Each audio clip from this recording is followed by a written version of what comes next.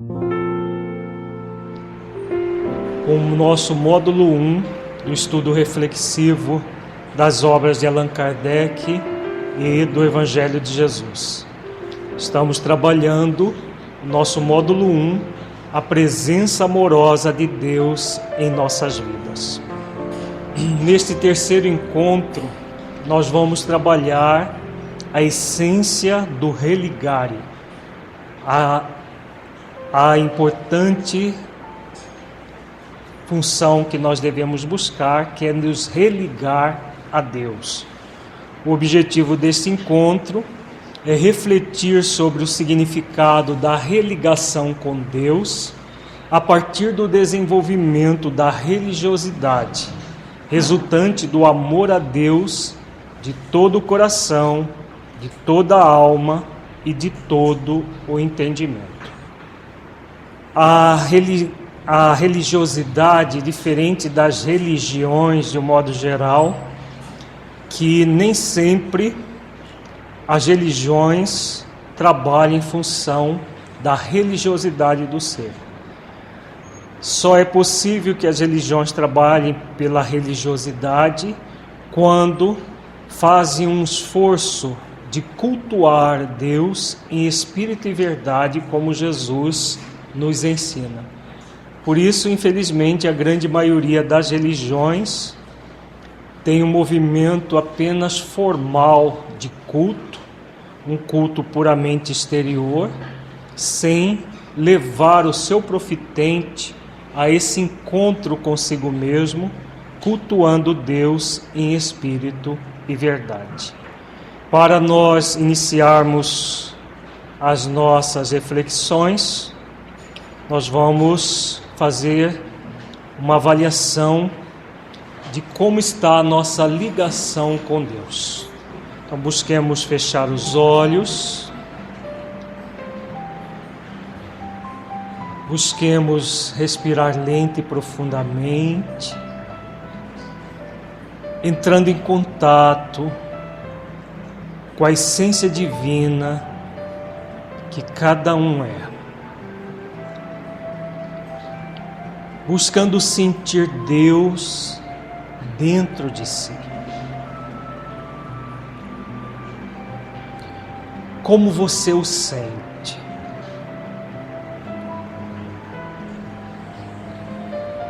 Você se sente ligado ou ligada a Deus?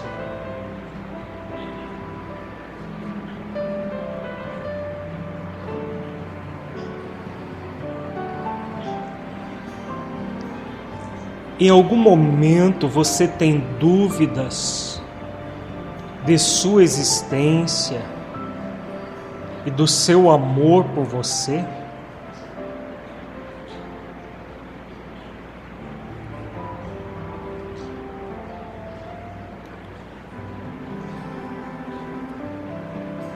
Deixe fluir os seus pensamentos e sentimentos, evitando qualquer mascaramento num processo de auto-engano.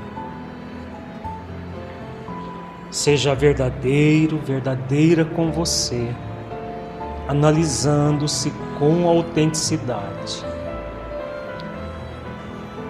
Caso você perceba alguma resistência, alguma dificuldade interior em relação à sua ligação com Deus, anote o que você sente. Anote mentalmente.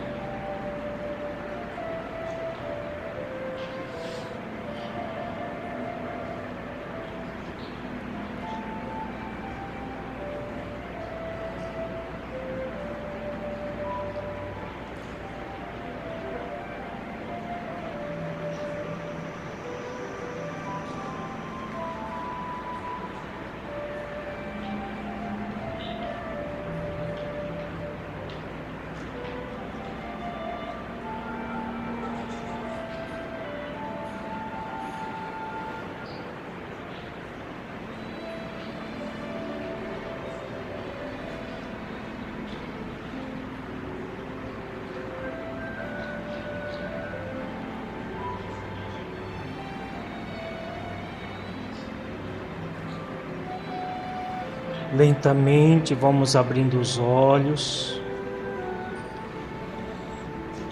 Se desejarmos, podemos anotar a experiência vivenciada. Séculos de dominação religiosa e deturpação do pensamento cristão, resultante do materialismo que se introduziu no cristianismo, corrompendo, produziram a aversão de muitas pessoas a Deus e a proposta de Jesus, gerando por consequência o desligamento de muitas criaturas do seu Criador. Fato que causa uma aridez interior muito grande, criando a necessidade da busca da água viva, conforme Jesus ensina a samaritana no poço de Jacó, pelo desenvolvimento do verdadeiro culto a Deus em espírito e verdade. Nós vimos nos dois primeiros encontros que esse movimento materialista não é natural no ser humano. Ele foi construído ao longo de séculos, de milênios, resultado de todo um processo ligado ao temor a Deus e à corrupção que se instalou principalmente no cristianismo, na sociedade ocidental, especialmente na Idade Média, em que houve todo um movimento de se crer em Deus, né, pelo temor. Ou se temia e cria, ou se morria. Principalmente se as pessoas eram profetantes de outras religiões. Isso aconteceu principalmente com judeus, na Idade Média, até próximo agora à Idade Contemporânea, e que eram forçados a abdicar da sua religião de origem para crer num Cristo caricato e num Deus caricato. Não apenas com judeus isso aconteceu, mas com muitas pessoas. Os médiuns ostensivos foram perseguidos também, levados às fogueiras da Inquisição, às masmorras. Tudo isso foi criando no inconsciente coletivo da humanidade uma ojeriza a Deus, uma revolta, uma repulsa a Deus e também a Jesus, pelo movimento introduzido no cristianismo dessa atitude ou crê ou morre. A maioria dos casos dos ateus contumazes foram pessoas que sofreram muito nas mãos dos religiosos, dos falsos religiosos, produzindo todo um estado de revolta contra Deus e contra Jesus. Porque eles não, quando passavam pelos verdadeiros massacres que houve, eles não associavam que aquilo tudo não tinha nada a ver com Deus nem com Jesus. Eram homens que já estavam deturpando a ideia de Deus e de Jesus. Mas o que acontece? As pessoas fazem a referência àqueles que estão imediatamente as perseguindo. E aí criou-se toda essa ojeriza, essa repulsa a Deus e também a Jesus, por causa de todos esses desmandos que aconteceram ao longo dos séculos. Então foram muitos e muitos séculos nesse processo. Muita gente perseguida, até recentemente nós tínhamos no século XX perseguições entre católicos e protestantes que se massacravam mutuamente, tudo em nome de Deus, em nome de Jesus, né? Então todos esses massacres, verdadeiros massacres individuais e coletivos, produziram esse desligamento. As pessoas queriam distância de Deus, porque o Deus amor que Jesus ensinou foi praticamente colocado de lado para se cultuar o Deus temor, que era na verdade uma caricatura de Deus. Os próprios religiosos que faziam isso eram ateus e cínicos, porque faziam isso para usufruir das benesses materiais das pessoas que eram perseguidas e de outras situações mais. E aí, claro, criou-se, principalmente na sociedade ocidental, algo que é artificial, porque a crença em Deus é natural no ser humano. Mas ao longo do tempo, o ser humano foi se desligando de Deus. Então hoje nós somos convidados a nos religar. Jesus veio no seio de um povo que também temia-se Deus e não amava-se a Deus. E nos ensinou o movimento de religação, dessa ligação com Deus em espírito e verdade. Essa passagem do encontro de Jesus com a samaritana, que está no capítulo 4 do Evangelho de João, ela retrata, esse encontro terapêutico retrata bem esse convite de Jesus à religação. Nós vamos estudar só alguns versículos. Quem tiver curiosidade de conhecer todo o material, todo esse encontro terapêutico, nós temos em 2 obras, no seminário sobre a Fora da Caridade Não Há Salvação, e no livro correspondente, e também no curso sobre atendimento espiritual, atendimento fraterno e a recepção fraterna. Nós estudamos esse encontro terapêutico na íntegra. Aqui nós vamos nos ater a alguns versículos desse encontro atinentes à questão do qual é a proposta de Jesus.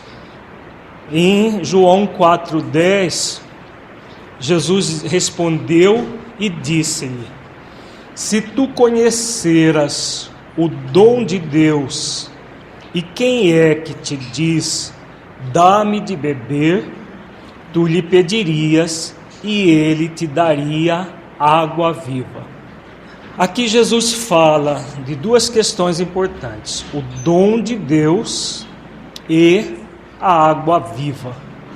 Então, o dom de Deus, o que é esse dom de Deus, gente? Qual é o dom maior de Deus em nossas vidas? O amor de Deus que está onde? Está íncito em nós mesmos.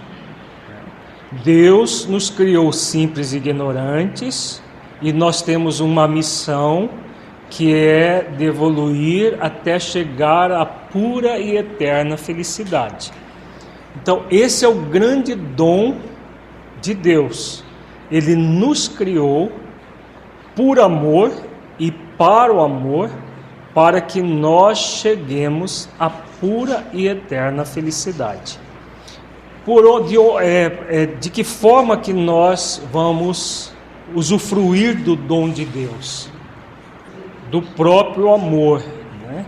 E além do amor, uma outra virtude. Que virtude é essa? Que Jesus simboliza como a água viva. O que é a água viva? Além do amor, ela é o amor, né? É o alto amor. Mas além do alto amor, o que é a água viva? Porque Jesus diz aqui: se tu conheceras o dom de Deus, e quem é que te diz, dá-me de beber, tu lhe pedirias e ele te daria água viva. Ele está falando dele, né? E o que é a água viva que ele veio nos dar? Vamos um pouco adiante, nós vamos entender melhor. Qualquer que beber dessa água tornará a ter sede, mas aquele que beber da água que eu lhe der, nunca terá sede, porque a água que eu lhe der se fará nele uma fonte de água a jorrar para a vida eterna. Então, uma das virtudes nós já vimos, que é o amor, que seria a água viva. Qual outra virtude que é uma fonte a jorrar para a vida eterna dentro de nós? É uma virtude muito profunda em nós, que ela é construída a partir de várias virtudes, de várias condições. Vocês estão colocando as condições que essa virtude é construída. Ela é como se fosse um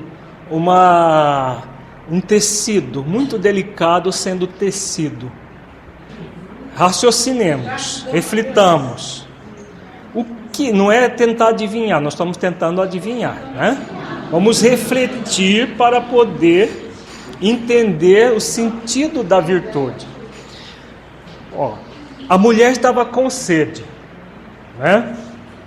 Aí Jesus fala que aquele que toma da água do poço tornará a ter sede, mas aquele que beber da água que eu lhe der nunca terá sede, porque a água que eu lhe der se fará nele uma fonte de água a jorrar para a vida eterna. Jesus, o que é para nós, gente? O caminho, a verdade e a vida. O nosso modelo e guia, não é? Então vamos raciocinar, para não tentar adivinhar, mas raciocinar refletindo a questão.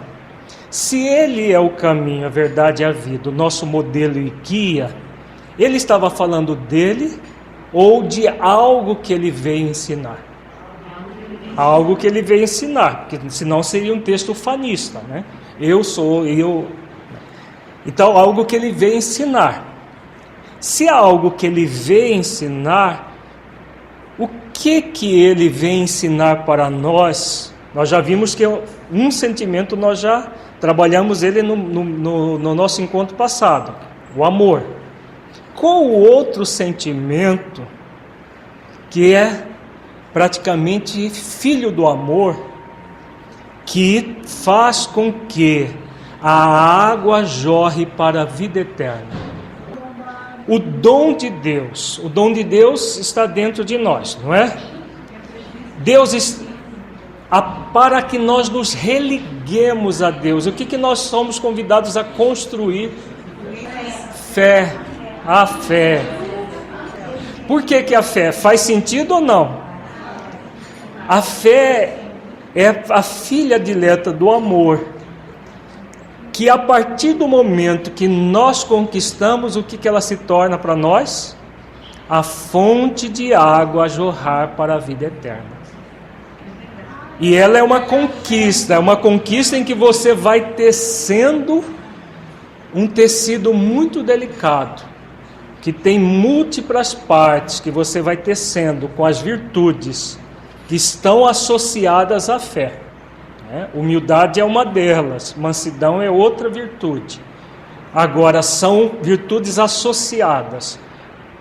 A fé é essa condição de tomar a água viva. O alto amor, por amor a nós mesmos, nós desenvolvemos a fé nos religando a Deus. Porque se nós não fizermos isso, o que vai acontecer? Qual é o sentimento que nós vamos ter se nós não fizermos isso? Sentimento de abandono. Nós vamos nos sentir abandonados, como se nós estivéssemos num deserto muito árido. Então a sensação é de muita sede. Sede de plenitude, sede de religação com o Criador. É o que o ateísmo gera.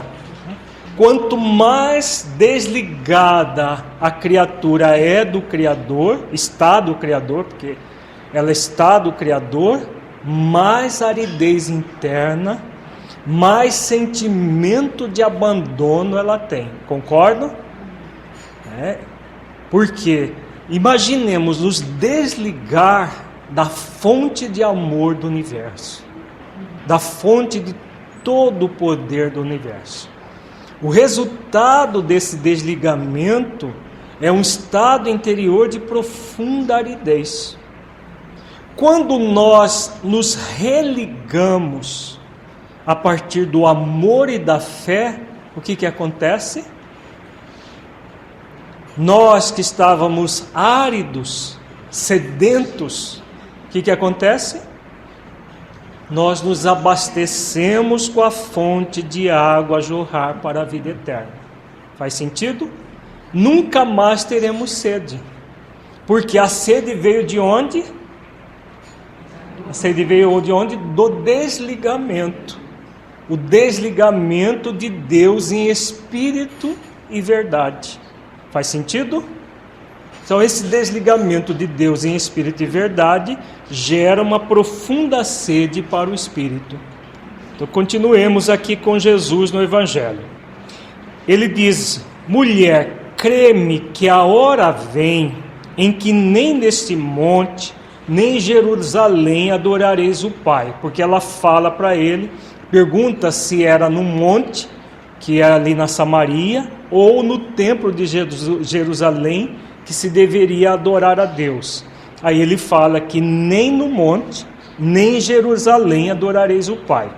Mas a hora vem, e agora é, em que os verdadeiros adoradores adorarão o Pai em espírito e em verdade, porque o Pai procura tais que assim o adorem. Então, de que Jesus está falando aqui, gente? É possível adorar o Pai em espírito e em verdade, o temendo? Não. Então nós já vimos a questão do temor, que foi inculcado na nossa mente ao longo de milhares de anos. Isso nos desliga de Deus, ou nos liga de uma forma superficial a partir do culto externo. Quando nós buscamos o culto externo, é uma ligação de fato? Ou é um processo de obrigação, porque senão vão existir outros problemas piores. Então eu faço o culto puramente externo. Era a prática corrente entre os judeus, entre os samaritanos, e que existe até hoje. Se eu temo a Deus, eu vou cumprir com as obrigações religiosas para me livrar da ira de Deus. E aí eu pratico os preceitos da religião que eu estou afeito. É o que Jesus vem e diz, que não é dessa forma. É necessário adorar o Pai em espírito e em verdade, porque o Pai procura tais que assim o adorem. Continuemos aqui, que a gente vai entender melhor. Deus é espírito, e importa que os que o adorem em espírito e em verdade. Então, que adoração Jesus está falando? No primeiro encontro, nós vimos que no livro de Gênesis está dito que Deus criou o homem à sua imagem e semelhança. Depois o homem inverteu o preceito bíblico e tornou Deus à sua imagem e semelhança, transformando Deus em um velhinho, colérico, temperamental, que privilegia uns em detrimento de outros, um Deus parcial, ciumento, iriçável, que está o tempo todo ali cheio de sentimentos puramente humanos. Mas Deus não deixa de ser aquilo que Ele é, porque nós temos uma visão deturpada. E aqui Jesus vem e resgata Deus, de que forma? em espírito e verdade. Como que é adorar a Deus em espírito e verdade, então? Começa onde? Na reflexão de todo o pensamento, de todo o coração, de toda a nossa alma. Então é um movimento profundo dentro da criatura de reverência em espírito e em verdade. Se Deus é espírito e nós somos espíritos, onde nós vamos adorar a Deus? Dentro de nós. Então esse adorar a Deus em espírito e verdade é adorar em nossos corações. De que forma? De todo entendimento, de todo o coração, de todo a nossa alma. Entendimento, sentimento e vivência de Deus dentro de nós. Então esse é o grande compromisso nosso nesse movimento de religação. A religação, que é o sentido de adorar a Deus em espírito e verdade. Nós acabamos antecipando a pergunta. Então vejamos, para adorar Deus em espírito e verdade, como recomenda Jesus, nos religando a Ele, é necessário desenvolver em nós as 3 dimensões que o Mestre nos recomenda para amar a Deus. Então vejamos, de todo o entendimento, que é a dimensão do saber, conquistada pelo exercício do raciocínio e da reflexão sobre as diversas questões que denotam a presença amorosa de Deus em nossas vidas. Percebamos que tudo começa no raciocínio e na reflexão. Por quê? Se nós não raciocinarmos, nem refletirmos sobre o significado, a presença de Deus em nossas vidas e o seu significado, qual é a tendência nossa? Qual será a tendência nossa? Voltar para os antigos hábitos. E quais são os antigos hábitos? O culto exterior. O culto exterior. Não é mais cômodo e mais fácil o culto externo? Basta você frequentar tal templo. É o que a samaritana pergunta a Jesus. É no monte, é em Jerusalém, no templo de Jerusalém, que, segundo as tradições, todos os judeus tinham que visitar pelo menos uma vez na vida. É nessas condições exteriores que devemos cultuar? Não. Aí Jesus vem e nos remete ao Espírito e à verdade. Então, para que nós possamos iniciar um processo de mergulho em Deus, em nós mesmos, é necessário entender o motivo pelo qual nós estamos fazendo isso. Senão nós vamos entrar no movimento tradicional. Ah, mas na minha família nós sempre tivemos essa religião. E eu fico naquela religião, mesmo que não me satisfaça, para poder manter a tradição da família. Ah, mas porque eu não concebo Deus de outra forma se não tiver uma imagem, alguma coisa externa para cultuar. São processos ligados ao quê? A quê? Qual é a característica do espírito que é retratada nesse tipo de fala, de pensamento? Infantilidade, imaturidade espiritual. Quando Jesus vem, que fala que a hora é a hora de cultuar Deus em espírito e verdade, se a hora que ele falou com a samaritana era esse momento, imagina hoje, 2000 anos depois.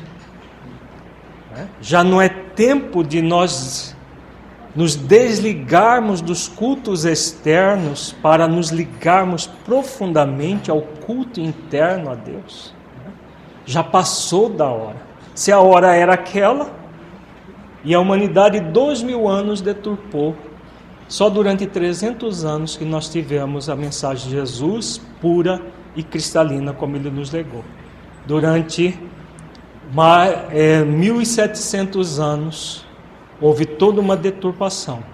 Então, esse de todo entendimento é necessário todo um raciocínio, todo um exercício de reflexão do sentido de Deus na nossa vida, porque senão nós, volta e meia, nós estamos voltando aos dogmas de origem, mesmo nós espíritas, porque falar que nós espíritas já superamos isso é pura ilusão. Quantas pessoas frequentam os seus centros espíritas por obrigação, porque senão o obsessor vai pegar, porque senão vai ter problemas depois que desencarnar, não vai para nosso lar, ou outras coronas parecidas, porque isso, porque aquilo. É o mesmo processo das obrigações de outras religiões. A gente só disfarça um pouco melhor do que os outros, né? Mas é um processo falseado em si mesmo, se não for reflexionado em nós. Então, por isso nós estamos frisando essa questão do raciocínio e da reflexão, que é a base do processo, de todo entendimento. Continuemos. De todo o coração, é a dimensão do sentir, conquistada pelo exercício para sentir na própria intimidade a veracidade do que se sabe, pelo raciocínio e reflexão, de modo a sentirmos no coração a solicitude amorosa de Deus em nossas vidas. Com base naquilo que nós raciocinamos e reflexionamos, somos convidados a trazer o que refletimos e que reflexionamos para dentro das nossas vidas, para sentirmos no coração a solicitude divina, sentirmos a providência divina em nossas vidas. Então, esse de todo o coração é resultado da reflexão. Se não houver o raciocínio e a reflexão, nós não vamos sentir de fato. Porque sentir de maneira piegas, eu amo a Deus. Mas por que você ama? Porque amo, porque minha mãe me explicou que desde criancinha a gente precisava amar a Deus. É uma fala de um espírito maduro? Não. É uma fala pueril, que a pessoa entra num processo piegas, de uma crença bem superficial. Quando nós reflexionamos, sentimos Deus em nós, aí todo o movimento interior vai acontecendo. De toda a alma, dimensão do vivenciar, conquistada pelos exercícios diários na própria vida, do que se sabe e sente, de modo a se desenvolver gradativamente, de forma relativa, os atributos divinos em nós mesmos, objetivo primordial de nossas vidas. Então vejamos, uma vez que nós reflexionamos, sentimos Deus em nós, no coração, é necessário levar tudo isso que nós sabemos e sentimos para o nosso dia a dia, para a prática de toda a alma. A alma vive onde? A alma é o espírito encarnado. O espírito encarnado vive onde? Em todas as situações, em todas as circunstâncias que o espírito encarnado convive. É só na igreja? É só no templo? É só no centro espírita? É só na hora que a gente faz oração que nós vamos amar a Deus de toda a alma? Não. Em todos os momentos das nossas vidas. Então é trazer Deus o tempo todo. Aí muita gente pode objetar, mas isso é muito carola. Não tem gente que fala isso? Mas você vai virar uma beata, um beato que não sai da igreja.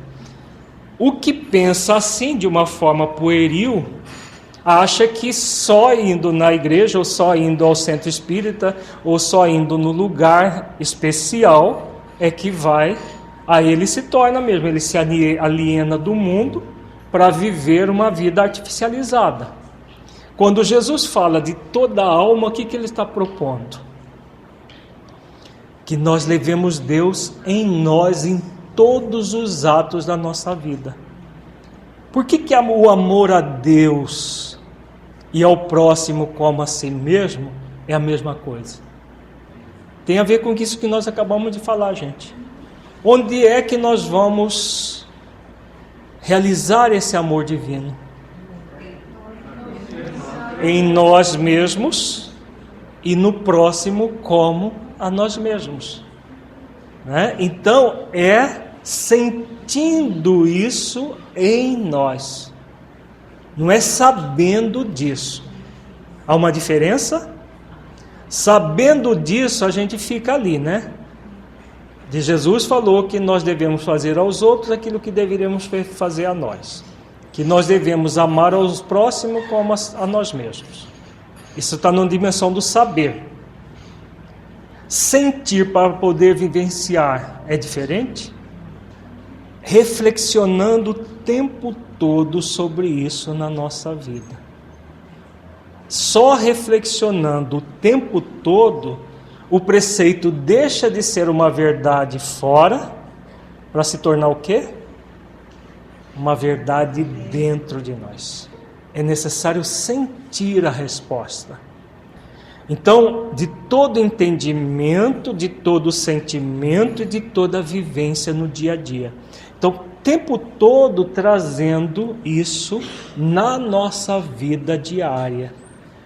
Então, isso que significa o adorar a Deus em espírito e em verdade.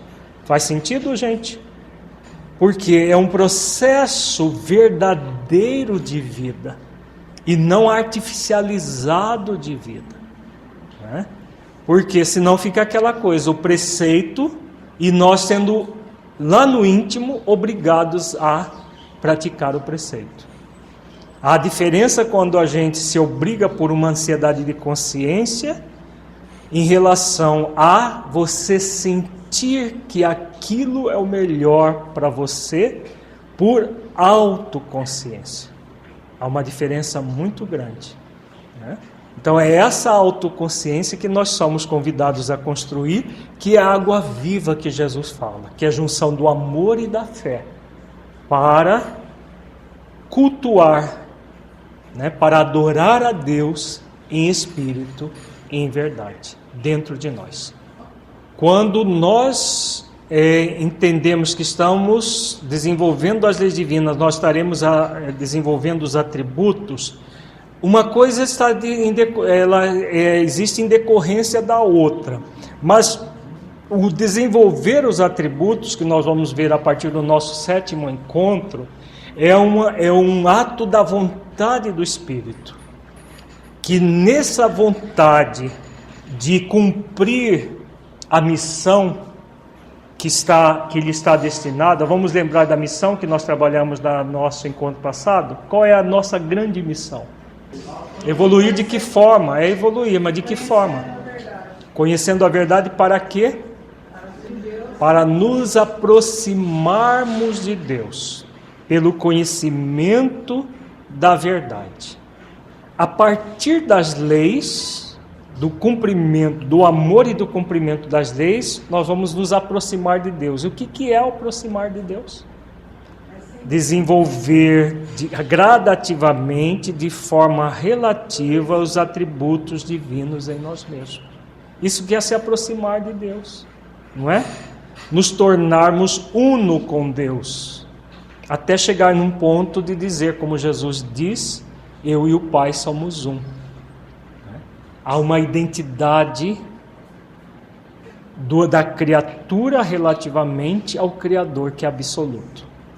E isso é uma missão de todos nós, de todas as criaturas. Agora vamos trabalhar um pouco mais as virtudes que nos religam a Deus. Nós já vimos que o amor é uma das virtudes. O amor, ele está presente em tudo, em todas o processo, porque amar a Deus é o processo da religação, e não temer a Deus, que nos desliga dele. Além do amor, quais são as duas virtudes que devemos desenvolver para que essas três dimensões de amor sejam contempladas e nos religuemos efetivamente a Deus? A humildade, exatamente. A fé e a humildade são as duas virtudes que nos religam a Deus.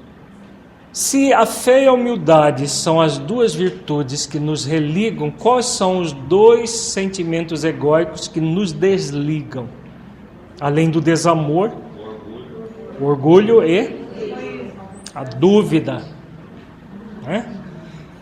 O que é a ausência de fé? Dúvida. A dúvida existencial em Deus, que gera a desconfiança em Deus, que nos desliga, nos distancia de Deus. Então vamos aqui às virtudes, porque o nosso objetivo do estudo reflexivo é desenvolver as virtudes que nos religam a Deus. Nós temos a fé. Como que a fé é construída? Ela é construída a partir da confiança em si mesmo, da confiança na vida e da própria confiança em Deus. Vai gerar o que se chama de fé convicta. Confiança em si mesmo. Quem nós somos? Espíritos imortais. O que a resposta da questão 115 nos fala, gente? Tem a ver com a confiança em si mesmo, está lá exarada na resposta da questão 115. Vamos lembrar, Kardec pergunta se Deus criou os espíritos bons e os espíritos maus. Os benfeitores responderam que não, que Deus criou os espíritos simples e ignorantes, e a cada um foi dada uma missão, que é de conhecer a verdade para aproximá-los de si. Uns aceitam submisso a meta que lhes foi assinada, outros só a suportam murmurando. Aqueles que aceitam submisso vão chegar mais rápido à pura e eterna felicidade. Os que murmuram vão permanecer distanciados até que parem de murmurar. Nós colocamos nas nossas palavras a resposta. E o que é a confiança em si mesmo, então?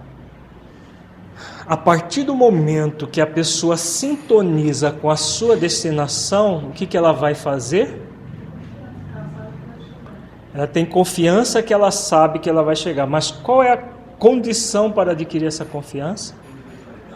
A aceitação com submissão. O quê? O que nós somos convidados a aceitar com submissão?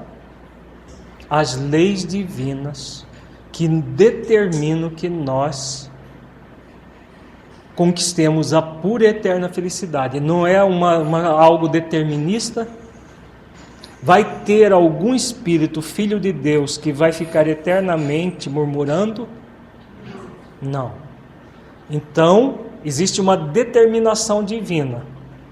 Quando nós aceitamos submissos às leis que nos determinam a felicidade, o que vai gerar para nós?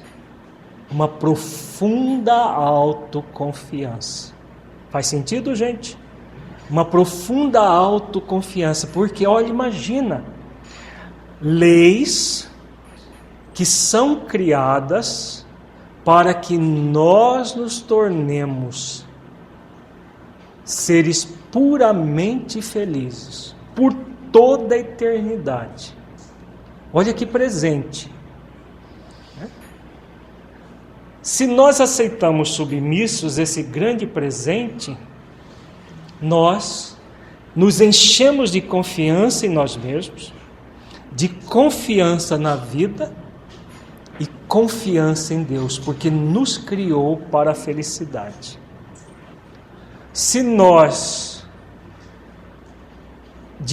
inaceitamos esse compromisso, minimamente que seja, nós queremos nos rebelar contra a lei divina, desde forma mínima até máxima.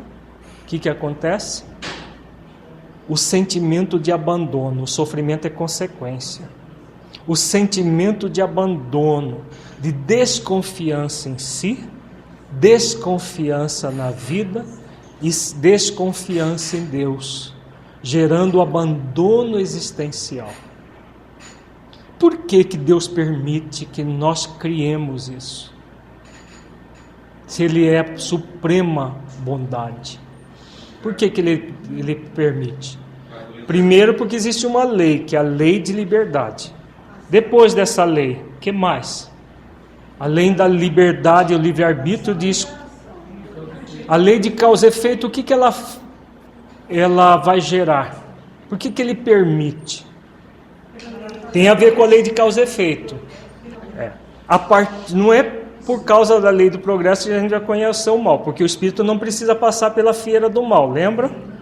Ele precisa passar pela fieira da ignorância. O mal é opcional, concordam?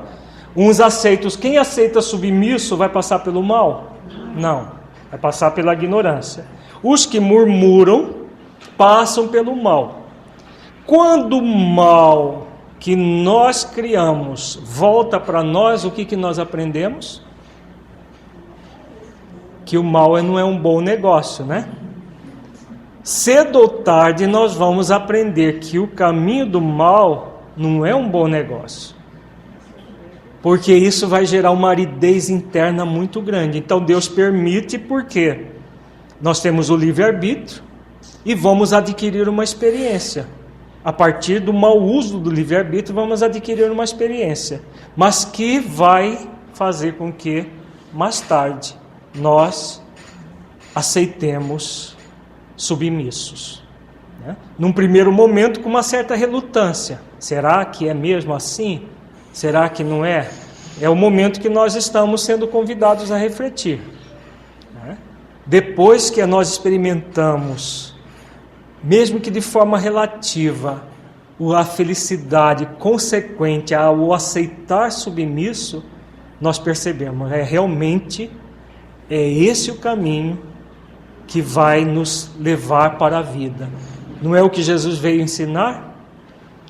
Eu sou aquele que traz a água viva, que vai ser a fonte a jorrar para a vida eterna. Né? Por que nós precisamos da água viva?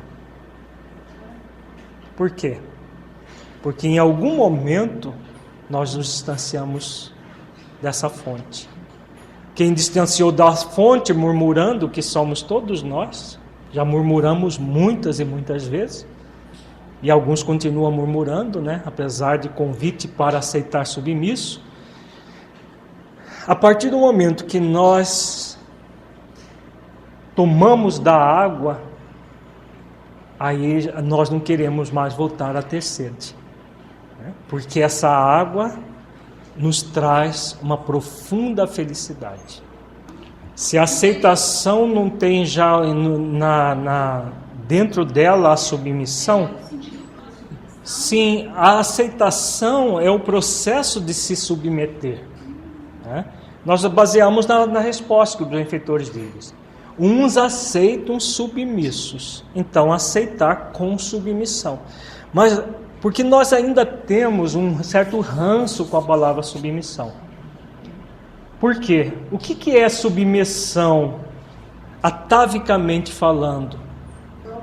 Quando nós éramos obrigados a crer ou morrer, nós submetíamos ou não? Se não submetesse, ia para a fogueira, né? Ou era torturado até arrancar todos os dentes, as unhas e tudo mais. Nós nos submetíamos muitas vezes. Com aceitação? Não. Não havia uma aceitação. Ao contrário, havia uma revolta muito profunda. E aí uma revolta que era transferida para Deus. era uma revolta transferida para Jesus. A proposta de Deus é aceitar submisso, mas aceitar submisso não como algo negativo, muito pelo contrário. É submeter às leis divinas que vão nos gerar a pura e eterna felicidade. Então é submeter a aceitar um presente de Deus para nós, que é a pura e eterna felicidade. É o caso bem lembrado, o caso de Joana de Cusa, que aceitou submissa o martírio para não negar Jesus, enquanto que o filho dela pedia para ela para renegar Jesus para salvar a vida deles, né? Então, a aceitação submissa é um processo da escolha do espírito autoconsciente, né? Em que ele aceita porque é o melhor para ele e se submete a quê? Às leis divinas, que já existem na sua consciência, mas que até aquele momento ele rejeitava. Então é um ato de liberdade com o quê? Com responsabilidade. Porque a lei de liberdade, ela está intimamente ligada à lei de responsabilidade. Quando nós usamos a liberdade com irresponsabilidade, o que nós fazemos? Nós criamos o murmúrio. Nós criamos a revolta contra as leis divinas e nos afastamos de Deus.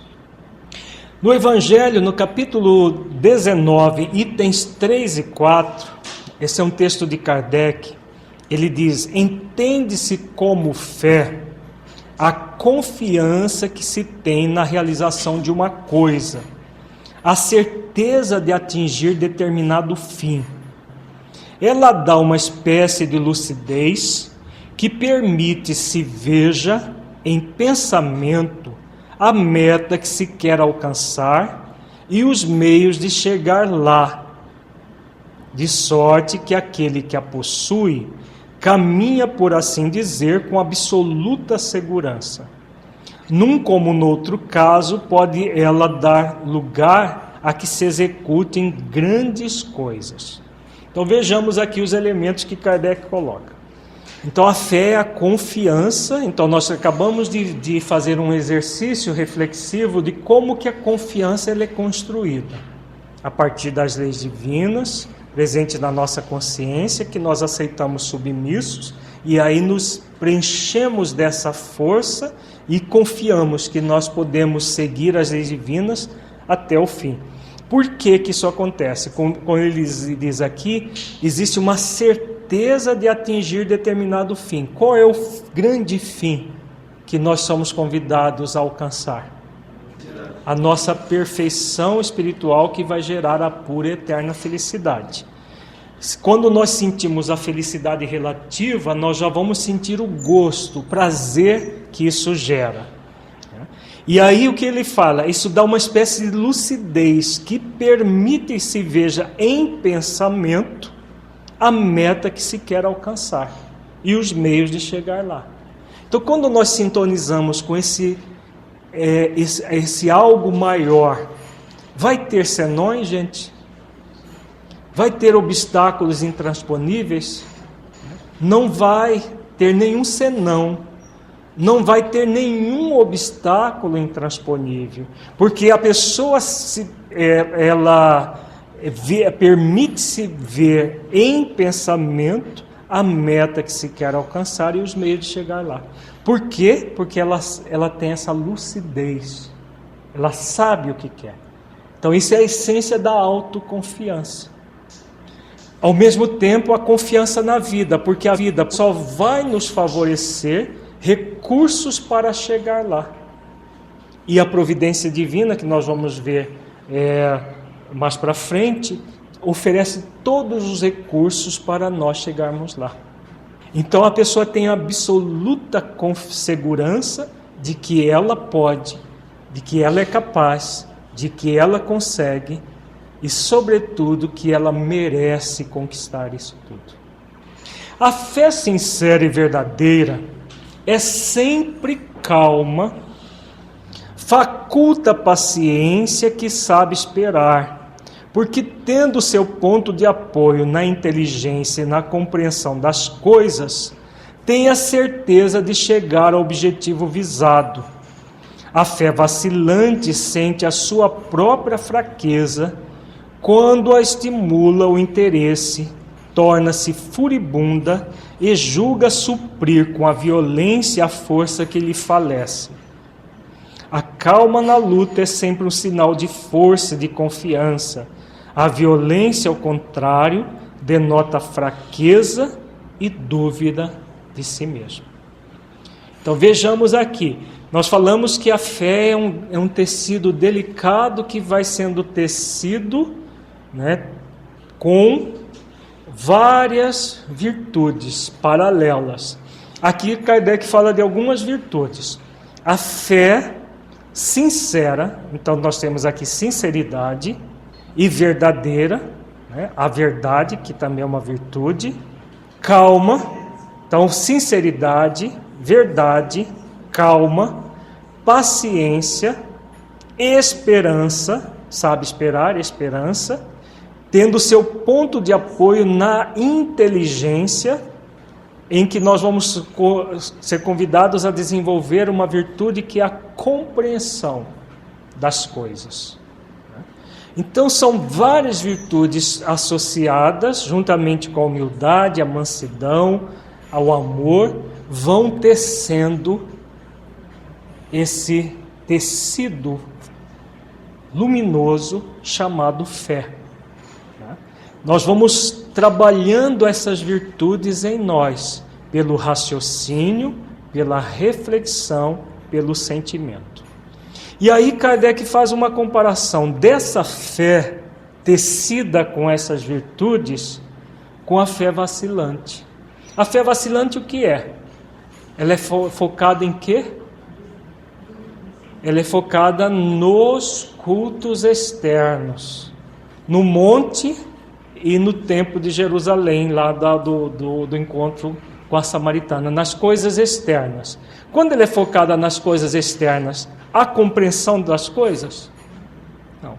Há simplesmente um comodismo pela tradição. As coisas são assim, pronto, eu me acomodo aquilo ali. Né? E aí o que acontece? Quando surge algo que não é do interesse da pessoa, o que acontece? Não tem gente que fica de mal com Deus?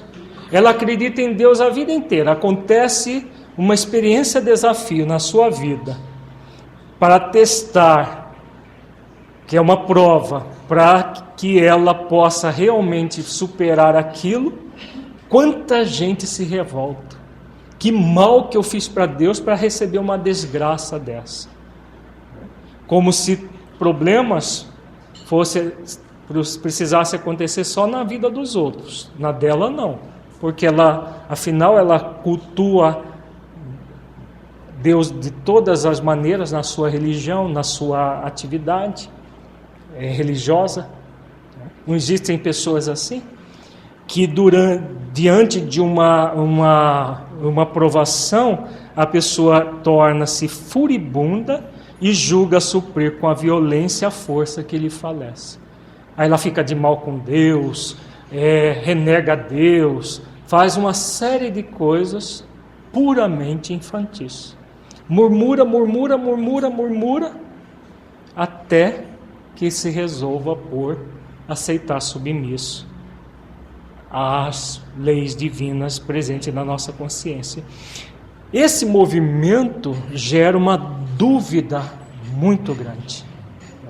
A pessoa tem dúvida de si mesma, que ela pode, que ela tem condições de superar, porque ela ficava focada numa crença superficializada, não se aprofunda nas causas da vida, e isso não acontece só com pessoas que estão lá fora, com muitos de nós no movimento espírita isso acontece.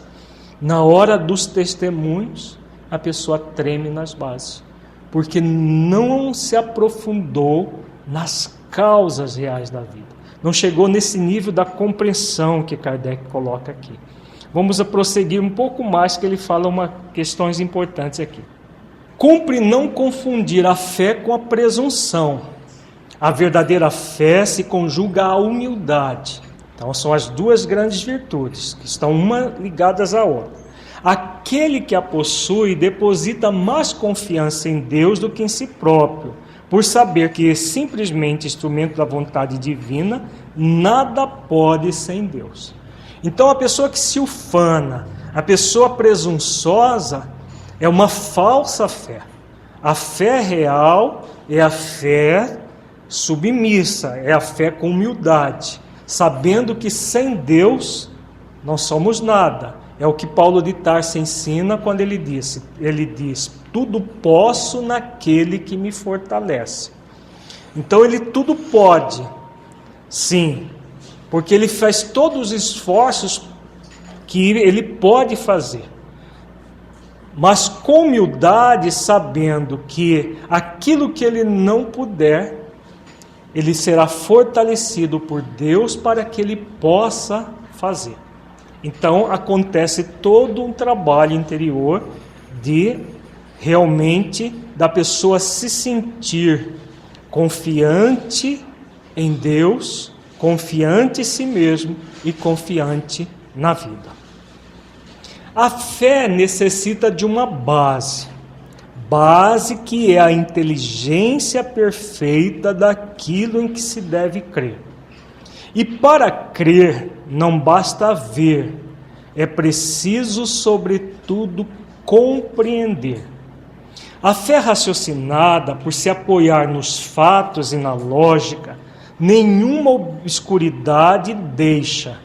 A criatura então crê, porque tem certeza, e ninguém tem certeza senão porque compreendeu. Eis porque não se dobra. Fé inabalável só o é a que pode encarar de frente a razão em todas as épocas da humanidade. Então vejamos aqui mais linhas para o tecido da fé. Kardec fala: inteligência perfeita daquilo que se deve crer. O que é essa inteligência perfeita? Tem a ver com o perfeccionismo? A inteligência perfeita não tem nada a ver com perfeccionismo. A inteligência perfeita é entender os mecanismos da vida para poder compreender. Então a compreensão é essa virtude intimamente associada ao raciocínio e à reflexão. Quando nós raciocinamos e refletimos sobre algo e vemos os mecanismos que estão por trás daquilo, nós vamos compreender, fazendo uma inteligência perfeita daquilo que se deve crer. Então nós criamos essa fé raciocinada, que apoia nos fatos, na lógica, e não deixa nenhuma obscuridade. Então a criatura tem certeza absoluta, já não é uma crença pura e simples. O que ela passa a ser? Ela entra num processo de convicção. Qual é a diferença de crer e ter convicção? A crença, como ela pode ser calcada num processo de superficial, sem haver uma compreensão, daqui a pouco a pessoa está descrendo. A convicção, ela é construída por esse mecanismo de raciocínio, reflexão, para que haja compreensão. Quando se compreende, tem-se convicção. Eu sei que é assim. Eu não acredito apenas. Eu sei que é assim. Eu sinto que é assim. E eu passo a vivenciar porque é assim. Olha como é diferente, né? Eu acredito. Tá, e aí? Mas na hora, enquanto está tudo bem, a pessoa acredita. Na hora que surge algum fator que a convida a utilizar aquilo que ela acredita, ela treme nas bases, porque não é uma fé convicta. Então a fé convicta é essa que Kardec coloca aqui. Ela é inabalável, porque pode encarar de frente a razão em todas as épocas da humanidade.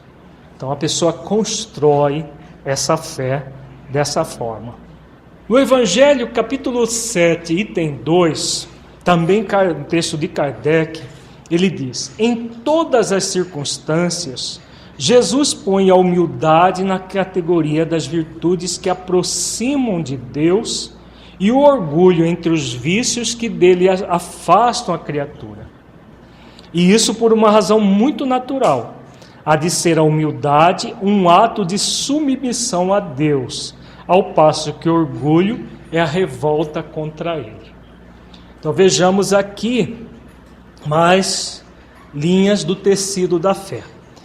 Quando nós trabalhamos a humildade e a mansidão, que é a virtude intimamente ligada à humildade, o que nós vamos fazer?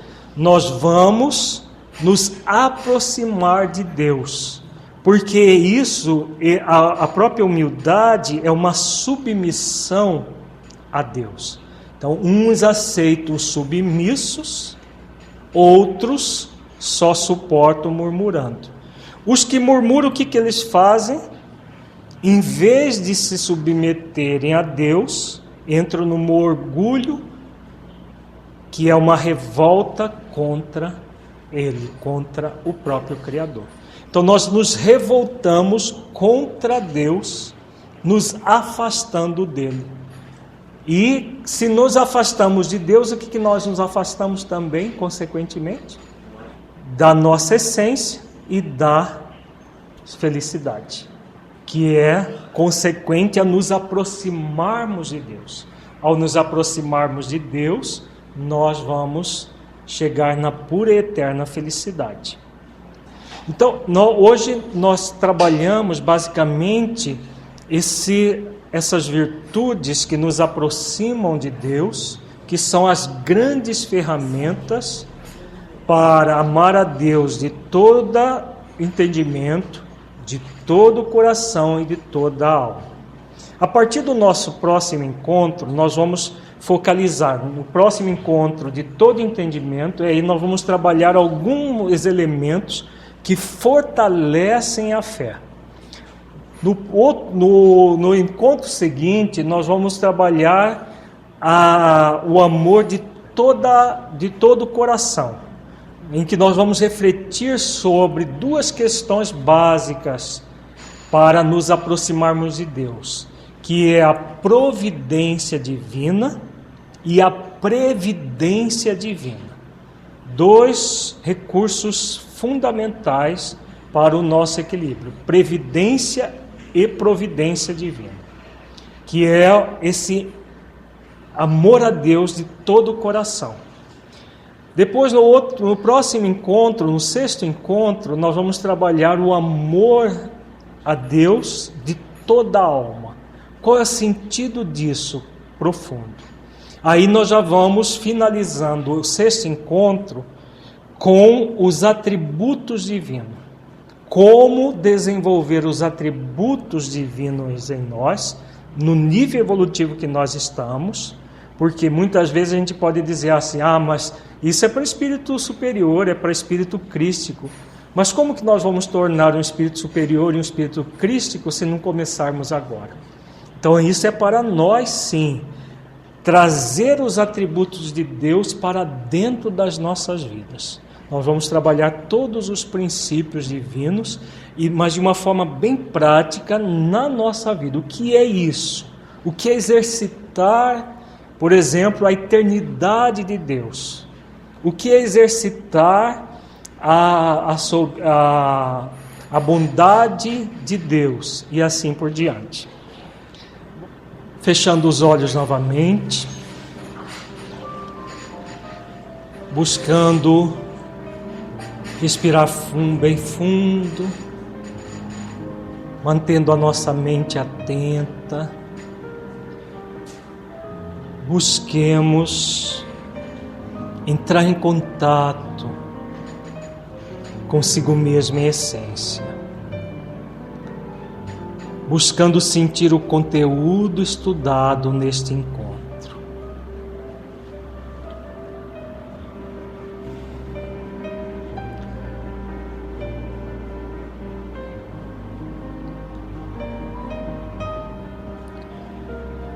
que você entendeu do conteúdo que se aplique à sua vida? É um conteúdo aplicável? É algo prático que você pode usar no seu dia a dia?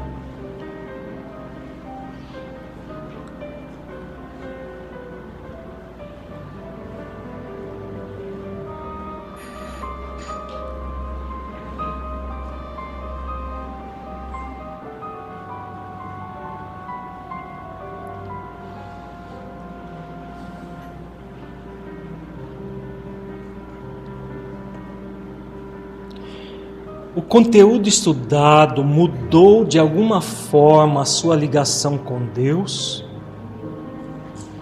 Caso positivo, que mudança foi essa?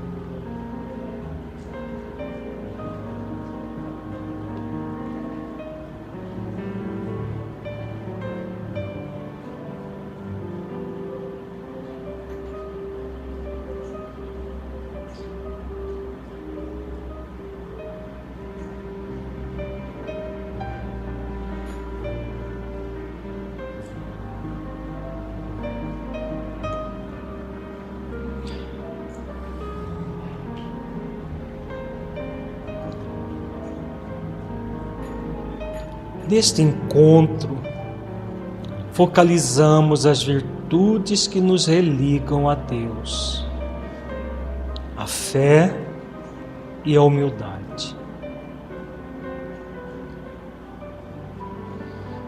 Busque sentir a fé e a humildade dentro de si.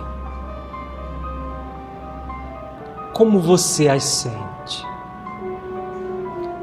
São virtudes que você já tem desenvolvido,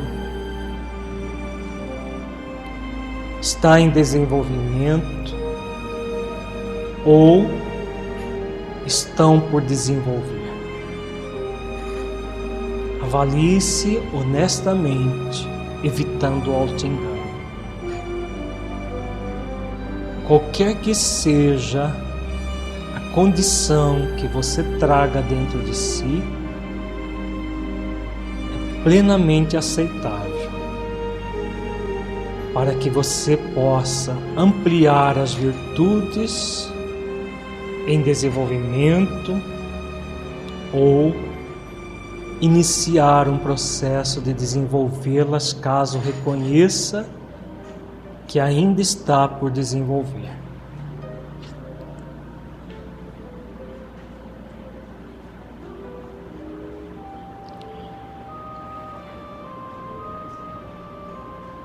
Você tem desenvolvido a fé convicta? Qual o seu nível de confiança em si mesmo, na vida e em Deus?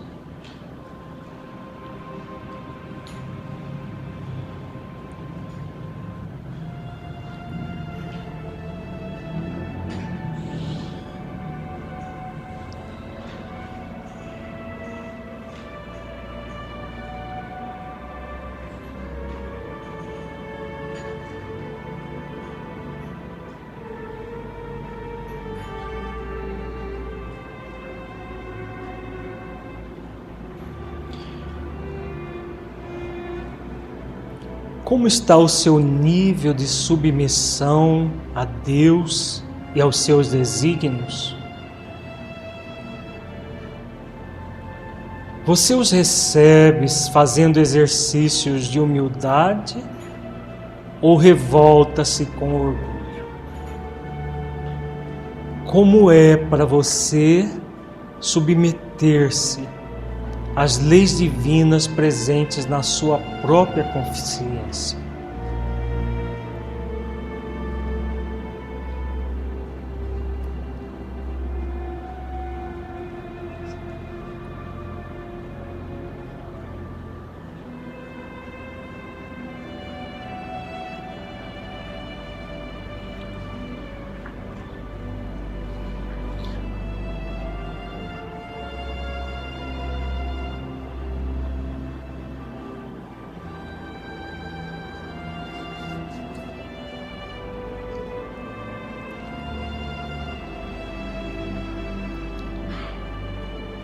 Como você sente a sua vida aplicando todo esse conteúdo refletido no encontro de hoje?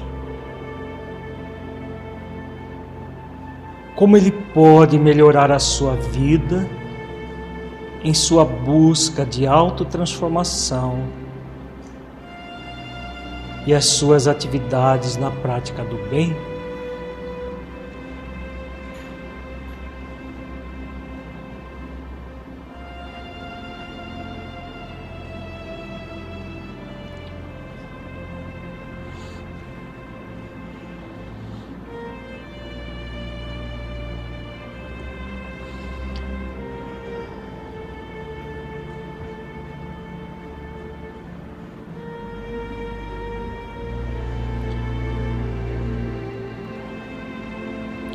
Agora lentamente vamos abrindo os olhos, voltando ao estado de vigília. Se desejarmos, podemos anotar as várias respostas para a nossa recordação posterior.